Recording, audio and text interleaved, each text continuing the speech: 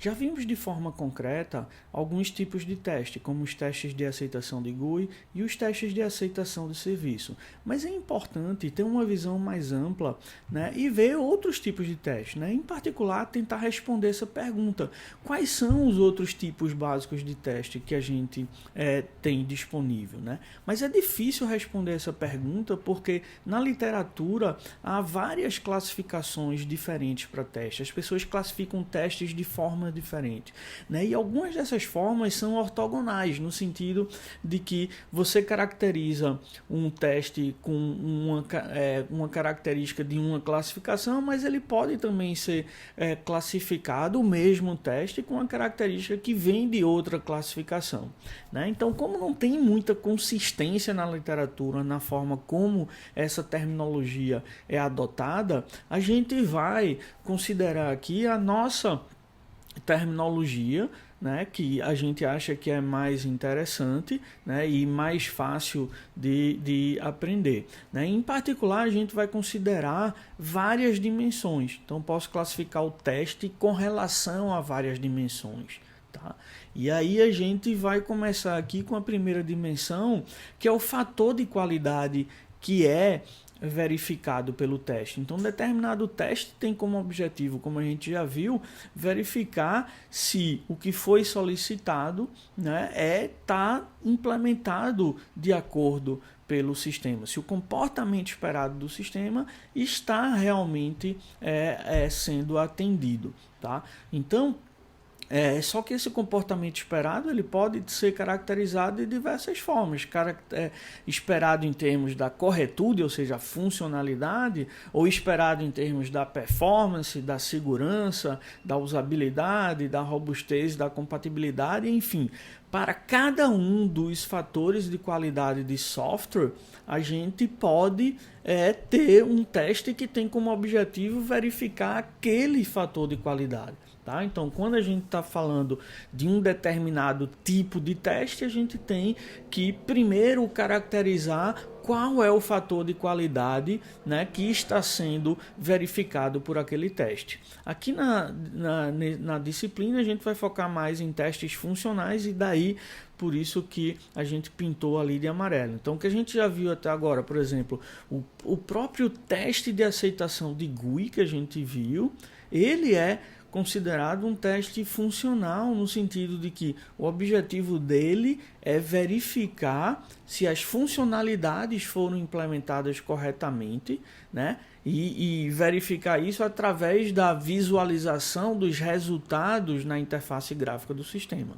Se o objetivo dos testes de GUI que a gente viu até agora fosse verificar a usabilidade do sistema, aí seria um outro tipo de teste, por exemplo, como um teste AB, certo? Mas não é esse o caso dos testes que a gente viu até agora. A mesma coisa o que a gente viu dos testes de aceitação de serviço. O propósito principal deles até agora era verificar a corretude, a funcionalidade, se o serviço tinha sido implementado corretamente. Então, o que a gente viu até agora seria um teste, a gente chamaria um teste de aceitação funcional de serviço, né? Se o objetivo fosse verificar a performance, aí a gente já chamaria de um outro nome. Então, esse é apenas uma das dimensões que a gente vai usar para caracterizar teste, ou seja, o fator de qualidade verificado pelo teste. Outra dimensão importante é a entidade de programação que é diretamente exercitada pelo teste. Então, isso tem a ver com a terminologia que a gente veio usando até agora nos exemplos de testes concretos que a gente já apresentou em vídeos anteriores. Então, por exemplo, se o sistema vai ser exercitado através da GUI, a gente diz que o teste é de GUI. Se o sistema vai ser exercitado através de um serviço, por exemplo, o item 4 aí no slide, a gente diz que o teste é de serviço. Então, a diferenciação entre teste de aceitação de GUI de serviço é justamente em que parte do sistema, que elemento do nosso sistema está sendo exercitado, né, do nível de programação. Então, no primeiro é a GUI que está sendo exercitada diretamente, e no segundo é o serviço que está sendo exercitado diretamente. Depois a gente vai explicar a terminologia aceitação, que tem a ver com outra dimensão. Então, mas o que a gente viu até agora, então, foram testes de aceitação de GUI e testes de aceitação de serviço, né? E os dois são funcionais. Um exercita o sistema pela GUI e o outro exercita o sistema pelos serviços. Mas poderia também exercitar, aí com outro, teria que chamar de outro nome, né? E mais adiante no curso a gente vai ver isso, né? Se ele exercita classe ou método, a gente chamaria de um outro nome, né? Então aqui, para exemplificar, a gente vê aí do lado esquerdo testes que a gente vai chamar de GUI, são os testes que exercita o sistema diretamente através da GUI, aí representada pelo cliente, né? O de serviço exercita o teste diretamente pelo serviço, né? São os dois exemplos que a gente viu agora, e mais adiante a gente vai ver exemplo, né, de teste de classe, onde a gente exercita diretamente uma classe como lista de alunos ou a própria classe aluno, né? Então, ao invés de ser um serviço, é uma classe auxiliar, né, que existe no sistema, né, é usada indiretamente pelo, no caso Student List é usada diretamente pelo servidor, Student indiretamente, né, elas são usadas pelo servidor, mas não representam exatamente a implementação de serviço, representa a implementação de outras funcionalidades. Então, dependendo de que elemento desse do nosso programa o teste exercita, a gente chama o teste de um nome ou de outro, tá? Então, primeira dimensão que a gente viu é com relação ao que é que a gente vai verificar, certo? Então, se a gente vai exercitar aí o cliente, a GUI, né, com relação à funcionalidade, aí a gente chama um teste funcional, né, de GUI, tá? Se a gente vai exercitar o servidor, por exemplo, né, aí do lado direito, com relação à performance, a gente vai chamar um teste, né, de serviço de performance, certo? Porque o foco dele é verificar se a performance está adequada, é a esperada, né, exercitando diretamente o servidor. Se a gente quiser testar a performance de diretamente via a GUI, ou seja, a performance, né, a percepção de demora que o usuário tem para realizar uma operação, então a gente realizaria um teste de GUI, né, de performance, onde a gente mediria a performance exercitando o sistema através da sua GUI, tá? Então, cada dimensão dessa agrega um adjetivo aí na classificação do teste, tá? Então, de uma forma geral, é isso. Do mesmo jeito, lá nas classes, no Student List, por exemplo, a gente poderia realizar um teste de classe funcional para verificar, por exemplo, se a inserção de alunos e remoção de alunos está sendo feita de forma correta, ou até mesmo um teste de performance, lá embaixo na classe Student List, para verificar se a performance para inserção e remoção de alunos ela é adequada. Então a gente pode fazer várias combinações aí de terminologia, né? Isso daí são duas dimensões, ou seja, o fator de qualidade a ser verificado e que parte, que elemento do programa, né, a gente está exercitando com um teste diretamente. Tá? Um outro fator importante tem a ver com as dependências que são usadas para rodar o teste, certo? Se o teste ele é executado numa classe como aquela que a gente viu, aluno, que é independente, não depende de ninguém, então ele não tem dependência nenhuma. Então essa classificação não vai fazer diferença. Mas se a gente vai fazer o teste exercitando qualquer uma das outras classes, ou da GUI, ou o serviço, essa classificação é importante. Tá? Então o que a gente chama o teste de unidade não é que a gente vai testar uma única classe, não necessariamente, certo? Então unidade aí não é sinônimo de classe, ou sinônimo de método, ou sinônimo de pacote, pode ser qualquer uma dessas coisas. Então não confunda confundam as duas terminologias. Teste de classe é se a gente vai exercitar diretamente a classe. Teste de unidade é se nesse exercício dessa classe, certo? Se ela tem dependências, o que é que a gente vai fazer com essas dependências? Então, teste de unidade é se eu vou exercitar uma classe A e ela depende de uma classe B, certo? O teste de unidade executa o teste exercitando a classe A com uma versão antiga de B, ou então com o que a gente chama um stub de B. Um stub de B seria uma classe que simula o comportamento de B. Mas, na verdade, é só uma simulação, é uma classe, digamos assim, fake, que ela tenta passar a impressão de que ela tem a funcionalidade, que ela realiza a funcionalidade da classe original, mas não, a funcionalidade que ela implementa é bem básica, é só para realizar, ajudar a realizar um teste específico, certo? Então ela pode, por exemplo, vamos supor a classe de lista de alunos ali, de cadastro de alunos, ela pode até ter um método add para adicionar um aluno no cadastro, mas ao invés de realmente ter toda uma lógica com um array para armazenar vários alunos e varrer esse array para colocar o aluno num elemento específico do array e assim cadastrar o aluno, não, ela não faz essa lógica daí, ela apenas simula isso. Então, se você der para ela o aluno de CPF 125, né, ela diz que ele está cadastrado com sucesso, mas ela não implementa realmente a funcionalidade de cadastro, de remoção do aluno, ela simula isso daí, e ela só vai funcionar para alunos específicos. Você implementou ela para funcionar ali com um aluno 125, se você passar o aluno do CPF 126, ela não vai saber, porque ela não implementou realmente a funcionalidade, ela está só simulando o comportamento para alguns valores específicos de parâmetros que são passados para os seus métodos. Então, teste de unidade é basicamente isso daí. Você vai executar a parte do sistema que você quer executar, mas com dependências antigas, versões antigas, né? Ou stubs e drivers. O stub ele simula o comportamento de uma classe da qual a classe a ser testada depende, e o driver é o contrário, ele simula o comportamento de uma classe que depende da classe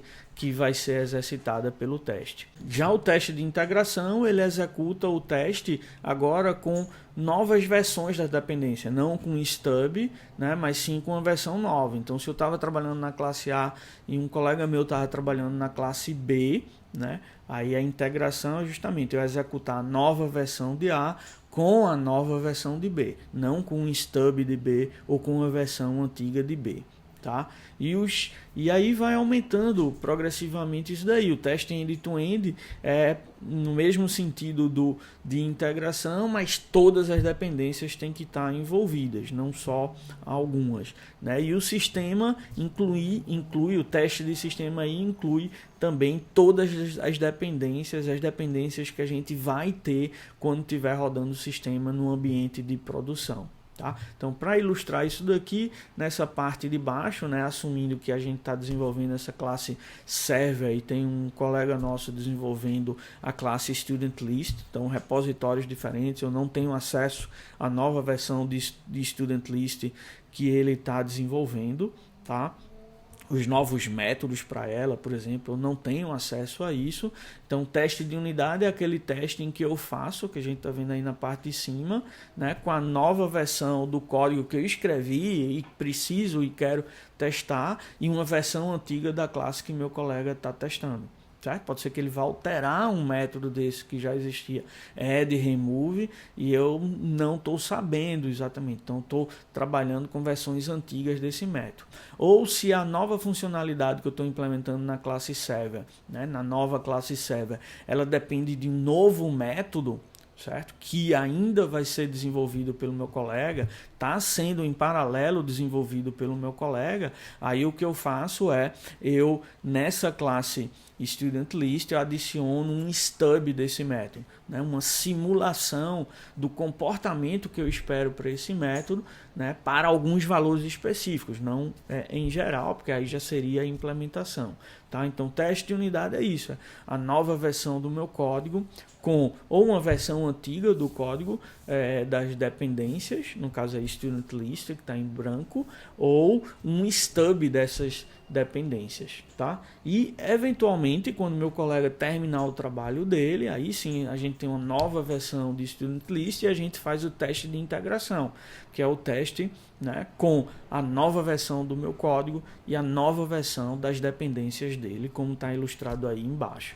Tá? Então essa é a ideia. E por que a gente precisa exatamente desses dois tipos de teste? Tá? É porque o primeiro, que é o teste de unidade, ele não dá nenhuma garantia se o sistema vai funcionar após a integração. O teste de unidade só dá a garantia que o código novo, a funcionalidade nova que eu adicionei, ela funciona com a versão antiga ou com um stub, né? Mas aí eu não sei o que é que vai acontecer quando eu juntar as partes, né? Então preciso ter esse teste de integração para me dar essa garantia do que é que vai acontecer quando eu juntar as partes. Por outro, o teste de integração me dá isso, mas por outro lado, ele não me ajuda a localizar um erro. Então, se após a integração acontece um erro no teste, eu não sei se o erro foi causado por um defeito que está na minha parte ou na parte do meu colega.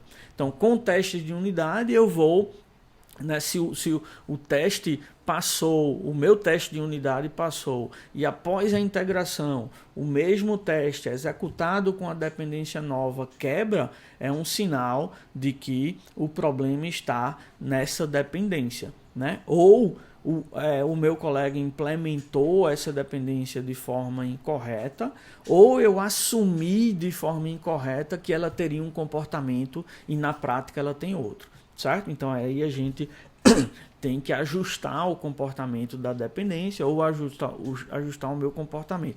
Mas a gente sabe que aí nessa situação, né, se todos os testes da dependência estiverem passando e o meu teste não estiver passando, é um problema, né, nessa comunicação. Então ele ajuda a localizar o erro, né?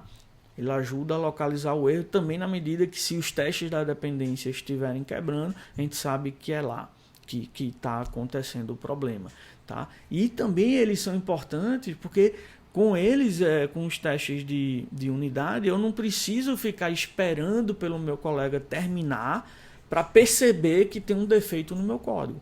Eu rodando no meu código os testes de unidade, eu já consigo perceber isso e já tenho uma garantia logo de início.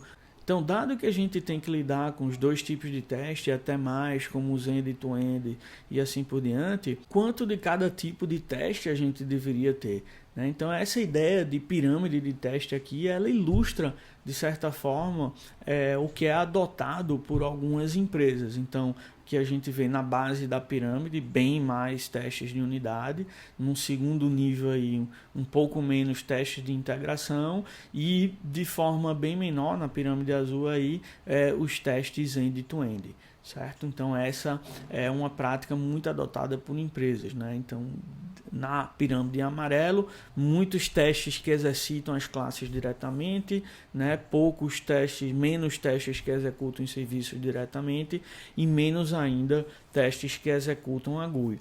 Isso se dá normalmente porque os testes que exercitam diretamente a GUI, eles normalmente levam muito tempo, né? Então se a gente tiver muito, vai demorar a execução, né? E ele demora a dar um feedback, né? Já os testes de classe, a gente já consegue esse feedback mais rápido porque eles executam muito rápido, né? Então a gente pode ir progressivamente tendo aumentando a confiança de que o sistema está implementando as funcionalidades desejadas. Tá? Então são apenas exemplos, né? E na prática você pode ter suítes de teste, ou seja, grupos de testes com diferentes desenhos aí, com diferentes formatos. Não precisa ser nessa pirâmide, né? Para uma determinada situação, por exemplo, antes de comitar. Então normalmente você só vai ter uma suíte de teste que só tem teste ali que exercita classes diretamente de forma de unidade, né, com dependências num esquema de unidade. Após o merge, aí você pode ter mais testes, os mesmos de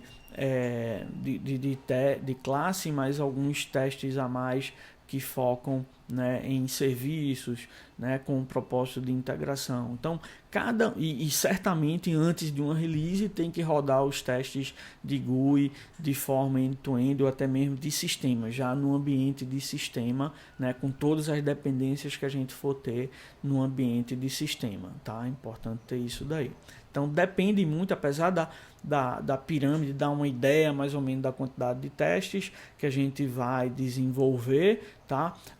Os testes que a gente vai executar, né? Não necessariamente são todos ali que a gente vê naquele formato da pirâmide, dependendo da situação, né? A gente pode ter suítes diferentes para situações diferentes durante o processo de desenvolvimento.